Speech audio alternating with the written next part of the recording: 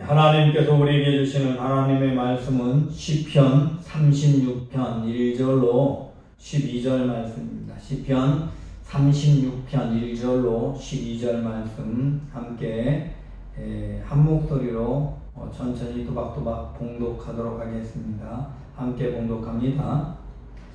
악인의 죄가 그의 마음속으로 이르기를 그의 눈에는 하나님을 두려워하는 빛이 없다 하니 그가 스스로 자랑하기를 자기의 재앙은 드러나지 아니하고 미워함을 받지도 아니하리라 하미로다.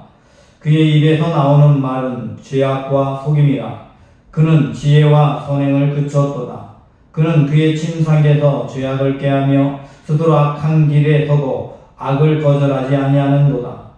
여호와여, 주의 인자하심이 하늘에 있고 주의 진실하심이 공중에 사무쳤으며 주의 의는 하나님의 산들과 같고 주의 심판은 큰 바다와 같으니이다. 여호와여, 주는 사람들과 짐승을 구하여 주시나이다. 여호와여 하나님이여, 주의 인자하심이 어찌 그리 보배로우신지요. 사람들이 주의 날개 그늘 아래에 피하리나이다. 그들이 주의 집에 있는 살진 것으로 풍족할 것이라. 주께서 주의 복락의 강물을 마시게 하시리이다. 진실로 생명의 원천이 주께 있사오니 주의 빛 안에서 우리가 빛을 보리이다. 주를 아는 자들에게 주의 인자하심을 계속 베푸시며 마음이 정직한 자에게 주의 공의를 베푸소서. 교만한 자의 발이 내게 이르지 못하게 하시며 악인들의 손이 나를 쫓아내지 못하게 하소서. 악을 행하는 자들이 거기서 넘어졌으니 엎드러지고 다시 일어날 수 없으리이다. 아멘. 계속해서 시편 말씀을 통해서 우리는 하나님께서 다윗에게 베푼 은혜, 또 다윗이 하나님을 어떻게 바라보고 하나님의 은혜 안에 살아가는가를 보고 있습니다. 특별히 오늘 본문의 말씀은 이 주제가 1절부터 4절까지, 또 4절부터 5절부터 7절까지, 그리고 8절부터 12절까지 확 갈라져서 너무나 명확하게 구분되어져 있습니다. 정말 다른 사람이 쓴 시처럼 그렇게 달라 있습니다. 그래서 신학자들은 혹은 이 시를 가지고 여러 사람이 시를 조합해 놓은 것이다 이렇게 말하기도 합니다. 생각하는 건 자유겠지요. 하지만 어떻게 되어졌든 이 시가 하나의 시대로 만들어지도록 하나님께서 이루신 것이고, 이 시는 분명 하나님이 우리에게 한 가지 메시지를 던지고자 하는 교훈의 시입니다. 하나님께서 시인의 마음에 감동을 주셔서 세상을 보게 하시고, 그 다음에는 하나님을 보게 하시고, 그리고 우리가 어떻게 살아갈까를 보게 하신 것이 오늘 시편의 말씀이 아닌가 하는 생각을 해봅니다. 제일 먼저 1절부터 4절까지는 악인의 죄에 대해서 말합니다. 악인들의 모습, 악인들이 어떠한가라는 것을 말하고 있는데요. 그럼 우리는 이 시편 14편 같은 데서 악인은 하나님이 없다 한다라는 말을 우리는 익히 알고 있습니다. 마음에 이르기를 하나님이 없다 한다라고 하는데, 오늘은 그보다 적극적인 표현을 사용하지 않습니다. 그건 굉장히 적극적으로 거부하는 사람들의 이야기라고 한다면, 이 오늘 본문 말씀은 악인의 죄가 그의 마음속으로 이르기를, 여기서 말하는데 죄가 그렇게 한다라고 말하고 있습니다. 악인 자체라는 것이 아니라 우리 사람 안에 있는 죄라는 것이 우리를 그렇게 만들어서 그를 악인되게 하는 거죠. 죄라는 속성이 우리 안에 있어서 그의 눈에는 하나님을 두려워하는 빛이 없다 하니라고 말합니다. 이 말은 죄가 우리를 사로잡고 범죄하게 만드는데, 그래서 하나님이 없는 것처럼 생각하고 하나님을 두려워하지 않고 행동을 과감하게 하게 만드는 것이 죄라는 속성이 있어요. 이 죄가 있어서 그래서 악한 사람들이 되게 하는 거예요. 여러분, 그래서 악한 사람들은요, 두려움 없이 악한 일을 하는데요, 사람들 앞에서도 꺼리게 하지 않고 하나님 앞에서도 전혀 꺼리낌이 없이 합니다. 악을 행하고도요, 악을 자랑거리처럼 말합니다. 군대에서 남자들이 이 사회생활하면서 여성을 농락한 것을 자랑거리처럼 말하는 사람들도 가끔 있습니다. 여러분, 그런 것처럼 그런 죄를 드러나고 자랑하고 죄에 대해서 조금도 부끄러워하지 않는 그런 세상, 그런 사람들이 세상에는 살고 있어요. 인간이 그런 것이니까. 아니면 인간이 원래 그렇게 창조된 것은 아닙니다. 인간은 하나님이 만드셨으니까요. 인간이 그런 것이 아니라 이 세상 모든 사람들에게는 죄라는 것이 들어있어서 죄라는 것이 자리 잡고 있기 때문에 그 죄라는 것이 우리를 사로잡아 그렇게 합니다. 그렇게 만들어버리는 거죠. 그래서 자기 죄악을 보지를 않아요. 죄를 죄로 여기지 않고. 그런데요, 다른 사람이 죄는요, 정말 잘 보입니다. 인간이 어찌나 남의 그 죄는 크게 보이는지, 이 남의 티끌은 커 보이고 자신 안에 있는 들보는 보이지 않는 게 인간의 모습입니다. 그래서 다른 사람 정죄 잘하면서도 자기는 죄를 지면서 죄라는 것 모릅니다. 그게 인간의 모습이에요. 자기 스스로는 부정한 방법으로 돈을 벌고 학원에서, 학교에서 또는 직장에서 사업을 하면서 사람들을 속이는 것을 그냥 우습게 여기고 하면서도 이 정치인들이 거짓말 한마디 하면 득달같이 달려들어 비난하고 난리칩니다. 할 수만 있으면 이 땅의 거의 모든 부모가 수단과 방법을 가리지 않고 죄가 아니고 법에 걸리지만 않는다면 내 자녀 달되게 하려고 애쓸 겁니다. 우리 안에 죄성, 독성이 있어서 내 자식이 무조건 남들보다 어떻게라도 잘 돼야 돼. 내 능력보다도 자녀의 능력에 비해서 더 잘 되기를 원하는 것이 인간의 속성, 죄성이죠. 그래서 그렇게 하게 하면서도 이 다른 자기는 그걸 죄로 여기는 것이지 않습니다. 자녀를 사랑해서 부모는 마땅히 그러는 거지 라고 생각하고 행동하지요. 그러나 정치인이나 누군가 그런 일을 하면 득달같이 달려들어서 비난하고 불공정한 사회, 힘을 가졌다고 그렇게 한다고 비난합니다. 요즘도 그랬고 옛날에도 그랬고 이 정권이 이전 정권이나 나중 정권이나 상관없이 그런 이야기들은 언제나 계속됩니다. 악인들은요, 그래서 죄라는 놈이 그 안에 있기 때문에 누워서 잠을 잘 때도 죄가 속삭입니다. 끊임없이 자기 생각 안에서 죄가 나와서 말을 해요. 그래서 죄를 짓도록 하기 때문에 선한 일은요, 아무리 봐도 손해볼 것 같으니까 하지 않게 만들어요. 선한 일마저도 악한 일 의도로 합니다. 누군가 내가 필요한 사람이 거기에 있어서 나와 관계를 맺어서 내가 좀 이익을 볼 수 있다 싶으면 그 사람하고 선한 일을 하는 척 그렇게 하는 게 인간의 모습이지요. 그러니 이 선한 지혜는 없습니다. 언제나 우리 안에는 악행이 가득해요. 그래서 지혜는 그치고 선행도 그치고 그냥 악한 말, 악한 행동 그런 것 계속합니다. 오늘 3절 말씀 그의 입에서 나오는 말은 죄악과 속임이라 그의 지혜는 선행을 그쳤다. 나는 생각하는 것이 선이 없는 거예요. 생각하는 게 악합니다.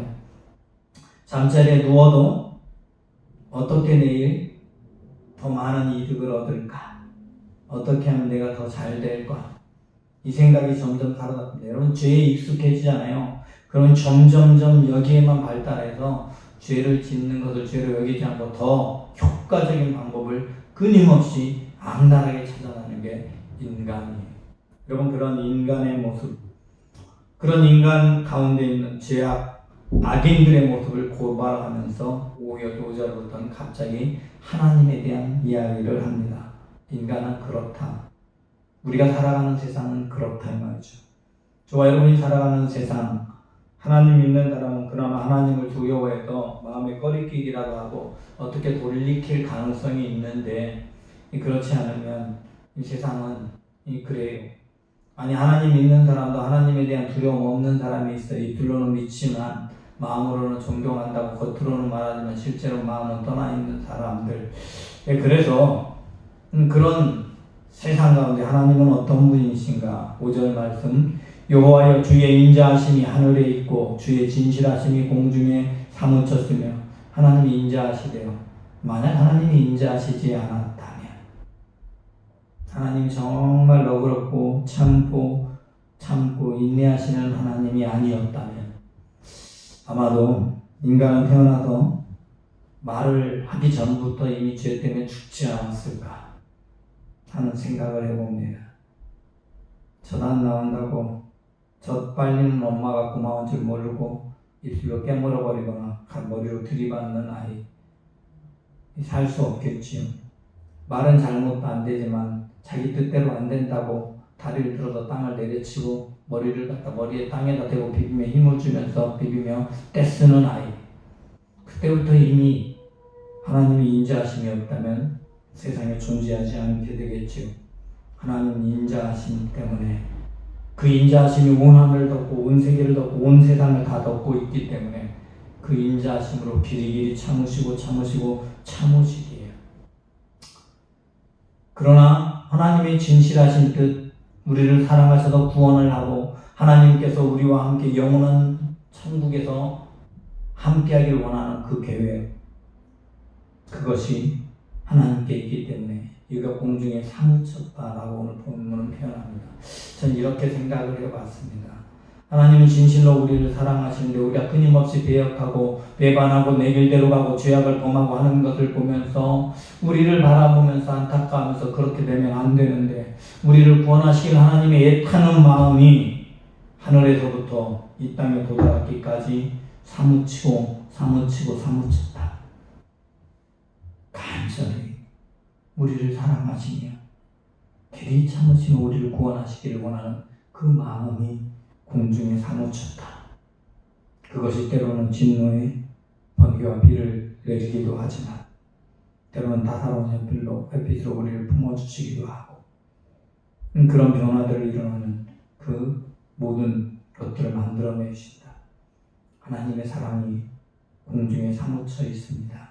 하나님의 진실하신 뜻과 여러분을 구원하기를 원하는 그 마음이 공중에 사무쳤다고 시편 시인은 고백합니다.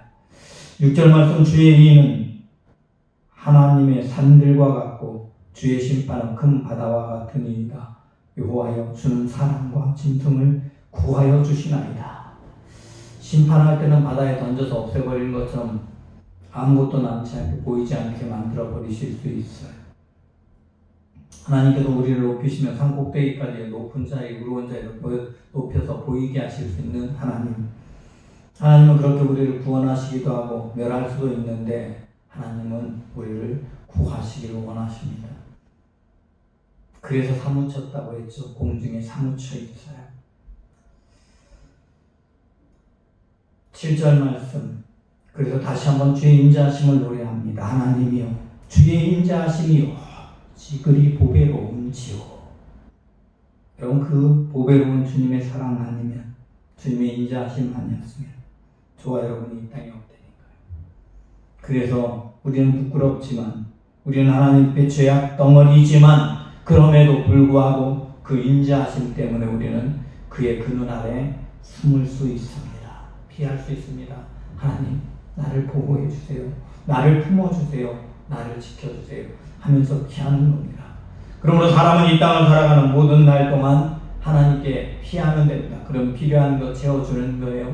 암탉이 자기 새끼를 날개 아래 품었다가 필요한 음식을 벌레를 잡아서 먹이고 풀을 때로는 섞어서 먹이기도 하고 하면서 새끼들이 잘 자랄 수 있도록 먹이를 주시는 것 같이 우리는 하나님의 은혜로 풍족해지는 겁니다. 8절 그들이 주의 집에 있는 살찐 것으로 풍족할 것이라 주께서 주의 복락의 강물을 마시게 하리이다. 그래서 물도 마시고 필요한 것들을 채워주시고 그런 은혜가 있습니다. 여러분 그런 은혜가 있음에도 불구하고 주님이 우리의 생명의 전천이 돼서 우리에게 주님이 은혜로 말미암아 우리가 영원히 살 수 있는 놀라운 길이 있다는 사실을 우리는 잊지 말아야 함에도 불구하고 끊임없이 망각하고 살아가지요. 오늘 9절 진실로 생명의 원천이 주께 있사오니 주의 빛 안에서 우리가 빛을 보리이다. 여러분 진정으로 하나님께서 우리 저에게 비춰주신 빛 주님의 놀라운 구원 예수 그리스도의 피로 말미암아 십자가로 말미암아 구원을 얻은 놀라운 그 사실 그리고 그 십자가의 은혜를 인해서 영원한 천국을 바라보는 빛의 길로 저와 여러분을 들어서게 하시고 그것 바라보고 살아가게 하신 주님의 놀라운 그 은혜를 우리가 품고 그 은혜를 인하여 그 빛을 바라보고 살아야 할 줄이 있습니다. 그럼에도 그렇지 않은 것이 그렇게 않고 살아가는 사람들이 너무나 많은 것이 우리들이 보는 이 땅의 교회의 모습입니다. 여러분은 깨어나야 합니다. 세상을 바라보고 세상에 소망을 두고 세상을 자신의 힘으로 바꾸겠다고 애쓰는 사람들, 주님이 우리에게 보여주신 길이 아닙니다. 주님은 세상을 때로는 악하게도 만들고 세상을 때로는 선하게도 만들고 부흥하게도 만들고 멸망시킬 수도 있습니다. 그러나 이 모든 일은 세상이 잘 되는 데 있지 않습니다. 이 모든 일은 저와 여러분이 하나님을 보게 하고 주의 빛을 보게 하기 위함입니다. 까닭없는 고난 내리지 않습니다. 저와 여러분이 하나님을 바라보며 주의 빛을 바라보며 주님이 원하는 그 길, 생명의 길을 향해서 살아가고 있다면 생명의 원천 되신 주님께서 저와 여러분을 풍족하게 만들지 결코 멸망과 고난의 자리, 바이러스가 있는 곳, 태풍이 있는 곳에 몰아넣으시지 않습니다. 우리가 보지 않기에 하나님 우리에게 보라고 그런 환난도 때로는 허락하십니다. 그러므로 주님의 인자하심이 우리를 언제나 떠나지 않고 계속된다는 사실을 믿어야 합니다.